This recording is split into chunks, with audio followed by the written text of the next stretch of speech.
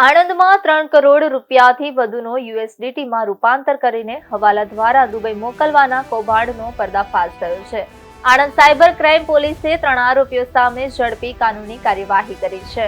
Anand cyber crime પોલીસે 3.38 કરોડના cyber છેતરપિંડીના કેસમાં મોટી કાર્યવાહી કરી છે. પોલીસે ખાતાની તપાસ કર્યા બાદ 3 આરોપીઓની ધરપકડ કરી છે. ગૃહ વિભાગ દ્વારા શરૂ કરાયેલા ઓપરેશન ખચ્ચર હંડ ડ્રાઈવ હેઠળ આ કાર્યવાહી કરવામાં આવી હતી. મુખ્ય કાર્યાલય અને ભારત સરકારના 14C પોર્ટલ પરથી મળેલા ખચ્ચર ખાતા વિશેની માહિતીના આધારે તપાસ શરૂ કરવામાં આવી હતી. સાયબર છેતરપિંડીની વધતી જતી ઘટનાઓને રોકવા માટે આણંદ સાયબર ક્રાઇમે અમદાવાદ વિભાગના પોલીસ મહાનિરીક્ષક અને આણંદ જિલ્લાના પોલીસ અધિક્ષકની સૂચના પર ખચ્ચર ખાતાની વિગતવાર તપાસ હાથ ધરી હતી. આ તપાસને આધારે કુલ 3 ગુના નોંધાયા હતા.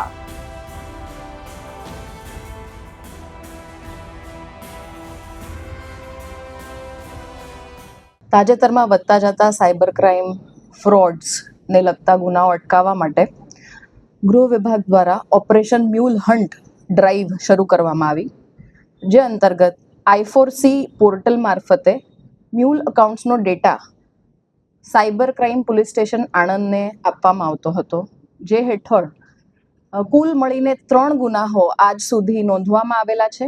આ ગુનાઓની પેટર્ન એવી હતી કે આ મ્યુલ અકાઉન્ટ્સનો ઉપયોગ કરીને વિવિધ ટ્રાન્ઝેક્શન્સ કરવામાં આવતા હતા. આ ટ્રાન્ઝેક્શન્સને આંગળીયા મારફતે USDTમાં કન્વર્ટ કરીને આ નાણાંને દુબઈ મોકલવામાં આવતા હતા. આ નાણાંના ઉપયોગ માટે વિવિધ 17 અકાઉન્ટ આજ દિન સુધી ગુનાના કામે તપાસમાં લેવામાં આવ્યા હતા. જે પર્ટિક્યુલરલી જે ગુનો આપણે વાત કરી રહ્યા છે એમાં વિવિધ 5 આરોપીઓમાંથી 3 આરોપીઓ પકડાયેલ છે. 2 આરોપી પકડવાના બાકી છે. આ આરોપીઓ નામે ઋષિ અતુલકુમાર શાહ, ઉમરેઠ જિલ્લો આણંદ; હિરલકુમાર મિતુલભાઈ પટેલ, અંબા માતાનું ફળિયું, ઉમરેઠ જિલ્લો આણંદ; ભારદ્વાજ યોગેશભાઈ ભિંડી, પાટણપોળ, ઉમરેઠ જિલ્લો આણંદ. પકડવાના બાકી આરોપી છે ગૌરવ ઠાકોરભાઈ શાહ, ઉમરેઠ તાલુકો જિલ્લો આણંદ; અને કૃતાર્થ દિવ્યાંગકુમાર શાહ, ઉમરેઠ જિલ્લો આણંદ. આ 5 આરોપીઓ વિવિધ 17 અકાઉન્ટમાં આ પ્રકારના ટ્રાન્ઝેક્શન ઓર્ગેનાઇઝડ ક્રાઇમ કરી એ ટ્રાન્ઝેક્શન મેળવતા હતા.